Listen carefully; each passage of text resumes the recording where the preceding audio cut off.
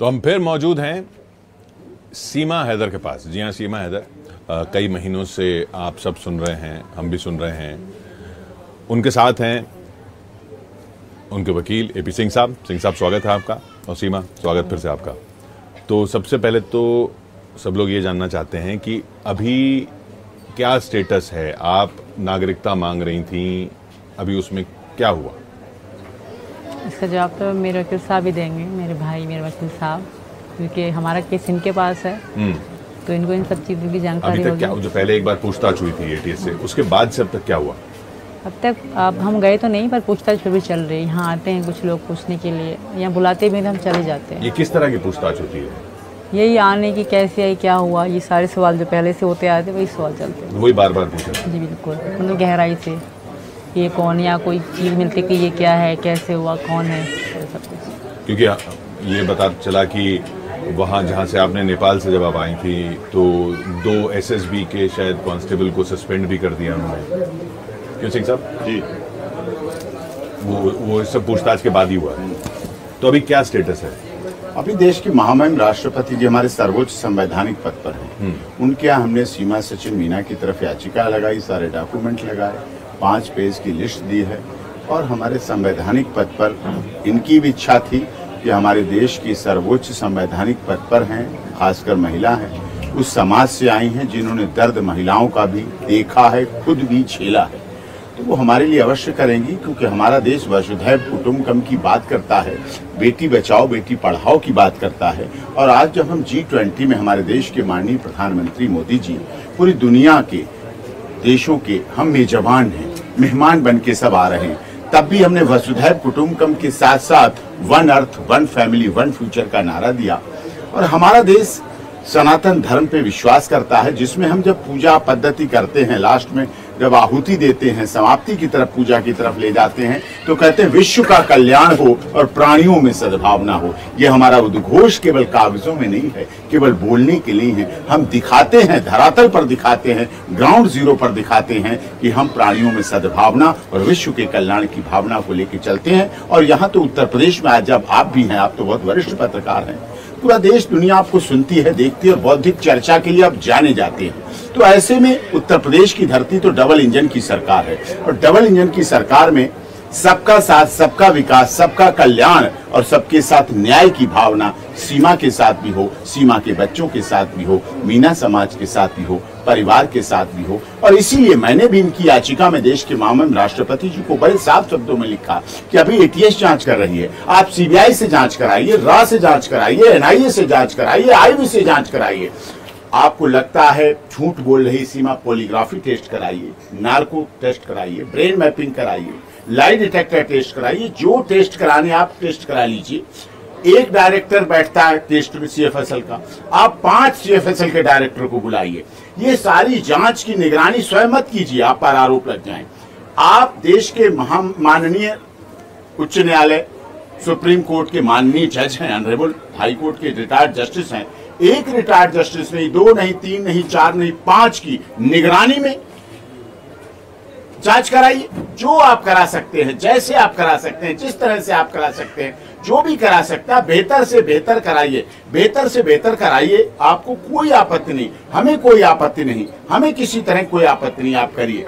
लेकिन जब सब कुछ सही हो तो उसे स्वीकार कर लीजिए। सीमा आई, फॉरेनर एक्ट में केस रजिस्टर हुआ, हमारे देश का कानून के हिसाब से लगा, जेल पुलिस कस्टडी में गई, पीसी रिमांड हुआ, जुडिशियल कस्टडी में हुई, जेल गई, बेल पे है, बेल की कंडीशन पूरी कर रही है, और क्या करेगी, उसको पूरा कर रही है। नहीं, लेकिन अब जैसे जो बात होती है ना, जो आप बात कर रहे हैं कि कोई आना चाहता है हमारे देश में, शरण लेता है, तो वो शरण जब लेते हैं तो कहीं से प्रताड़ित होते हैं तो शरण लेते हैं।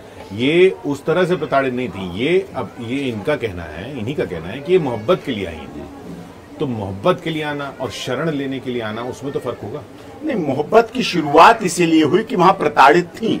4 साल पहले इनका तलाक हो चुका, 2022 में इनके अब्बाजान का इंतकाल। तो कहते हैं तलाक नहीं हुआ, वो तो अब यही कहेंगे। जब से राष्ट्रीय ध्वज लहराया है, जब से तिरंगा, घर घर तिरंगा, हर घर तिरंगा, मेरा गांव, मेरी माटी, मेरा देश, नाग पंचमी मना रही है सीमा, सीमा पूजा कर रही है, सीमा सब कुछ कर रहे, तब कह रहे हैं वो, इस बात को तब कह रहे हैं, उन्हें इससे परेशानी है। 4 साल से याद नहीं किया, अगर याद करती रहती होगी तो ये होता भी नहीं। मैं समझता हूँ वहां टॉर्चर थी, उनके कोई परिवार वाले आए हों, कोई इसके साथ फोटो हो, इनके बच्चों के साथ फोटो हो, कुछ भी तो ऐसा होता है। अब्बू जान के इनके 2022 में इंतकाल के बाद इनका सहारा छीन गया, भाई के ऊपर बोझ नहीं बनना चाहती थी, आ गई भारत में। अब भारत जैसे भाई तो नहीं होते हैं ना वहां, क्योंकि भाई बहन का रिश्ता नहीं होता है, रक्षाबंधन नहीं होता है, राखी नहीं होती है, टीका नहीं होता है, वचन नहीं होता है।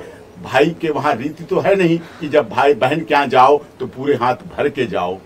और यहाँ की रीति है ना, हमारे आपके माता पिता समझाते हैं कि बहन के यहाँ से एक संदेशा भी आ जाए तो अगर खाना भी खा, मेरे माता पिता ने मुझे सिखाया कि अगर बहन के यहाँ संदेशा आ जाए और खाना भी खा रहे हो तो हाथ उसकी ससुराल में जाके धोना और सीधे दौड़े चले जाना। लेकिन इसमें 2 बातें हैं, मैं सीमा आपसे इसमें ये जानना चाहता हूँ। देखिए, ये भारत में रहने के लिए हिंदू होना, नाग पंचमी मनाना, ये सब करना तो जरूरी नहीं है। भारत में तो आप हिंदू न भी हैं तब भी रह सकते हैं। भारत में जगह मांगना, भारत की नागरिकता मांगना, उसके लिए हिंदू और हिंदू रीति रिवाज बनना और रक्षाबंधन की बात करना, ये तो कोई जरूरी नहीं था। ये क्यों किया फिर आप? मैंने ये दिखाने के लिए नहीं करा सर, और मैं ये अब नहीं कर रही। दुनिया तो ये मानेगी ना कि दिखाने के लिए कैमरे में तो मैं अब आई हूँ, ठीक सर। मैं जब कैमरे में नहीं थी, जब मैं इनकी पत्नी थी, तब भी मैं ये सब करती थी। जब मैं पाकिस्तान में करवा चौथ मनाती थी तब भी मैं ये करती थी, ठीक। कैमरे में तो ये किस्मत की बात है, हम आ गए। ये हम वकील के पास गए, ये थे यहाँ पे उनके करीब में, तो हमने उनसे कोर्ट मैरिज की बात करी। मैंने अपने खुद उनको कागज़ दिखाए कि मैंने सर ये कागज़ है, मैं ऐसे ऐसे आई, मैंने वीज़े के लिए अप्लाई करी, ये चीज़ें मैंने सारी चीज़ें उनको दे दी। तो उन्होंने कहा ठीक है हम तुम्हारी शादी करा दूंगा। बाद में उन्होंने पुलिस को इन्फॉर्म कर दिया, कुछ भी कर दिया, क्योंकि हम कानूनी तरीका मैं तब भी चाहती थी मेरे बच्चे स्कूल जाएँ, कानूनी तरीका हो। तो सर इसमें ये मतलब नहीं है कि मतलब मैं दिखाने के लिए, तब भी मैं मंगलसूत्र पहनती थी, तब भी मांग भरती थी, तब भी मैं ये सब भारत की नागरिकता लेने के लिए नहीं, ये मेरा अपना मन है। मैं हिंदू धर्म से बहुत प्यार, बहुत शांति, बहुत सुकून मानती हूँ। मैं खुद बहुत प्यार करती हूँ। तो हिंदू धर्म को जाना कहाँ आपने? तो कुछ ही वक्त जितना जाना है इतना मतलब अच्छा लग रहा है, इतनी सुकून और शांति मिल रही है। आगे जाने में पता नहीं क्या होगा। बहुत कुछ जाना है, बहुत कुछ सीख रही हूँ, बहुत कुछ वहाँ सीख चुकी थी, तो अभी आस्ता आस्ता ही होगा, जाहिर सी बात है। मेरा सिर्फ इतना कहना है कि सुकून और शांति से यहाँ पर मुसलमान भी रह रहे हैं। बिल्कुल रह रहे हैं, बिल्कुल रह रहे हैं। मैं दिखाने के लिए ना, मेरे पति ने मुझे प्रेशराइज करा है। मैं सबको बताना चाहूँ, लोग कहते हैं सीमा बेचारी को ये करा रहे हैं, वो करा रहे हैं, कोई नहीं कराता, मुझे कोई प्रेशराइज नहीं करता। मैं अपनी मर्जी से, मन से, खुशी से, अब नहीं, पिछले 2 साल से हिंदू धर्म में ज़्यादा शौक रखती थी। मेरी इच्छा थी कि मैं त्यौहार मनाऊँ, क्योंकि वहाँ नहीं मना सकते थे। इस बात की वहाँ एक पाकिस्तानी सोनम लड़की मेरी दोस्त रही, हिंदू थी, वो इस बात की गवाह होगी कि उनके मंदिर, छोटा सा मंदिर है उनका घर के अंदर ही, तो वहाँ मैं जाती थी उनके पास। तो एक था, 2 छोटे, एक थी काली मैया की मूर्ति, एक दूसरी मैया की मूर्ति थी। तो काली मैया की मूर्ति के पास मुझे जाने नहीं देते थे, तुम मत जाओ अभी, तुम इसके पास आओ। तो वहीं मैं पूजा वगैरह उनके साथ करती थी। मतलब बहुत इंटरेस्ट था। कैमरे में आने का मैंने कभी नहीं सोचा था। मैंने अपना फ़ोटो भी, अगर इतनी रील बनाई है ना, मेरा अकाउंट प्राइवेट रहा हमेशा। ये जब मीडिया में हो गई वायरल, सबने कहा तुम भी अपना पब्लिक कर दो, तुम्हारे नाम से लोग फेमस हो रहे हैं, हमारे ये वीडियो निकाल के, तभी मैंने ये पब्लिक करा। वरना मैंने ज़िंदगी में अपना फ़ोटो भी अपलोड करा हो तो कोई कहे, ज़िंदगी में नहीं करा।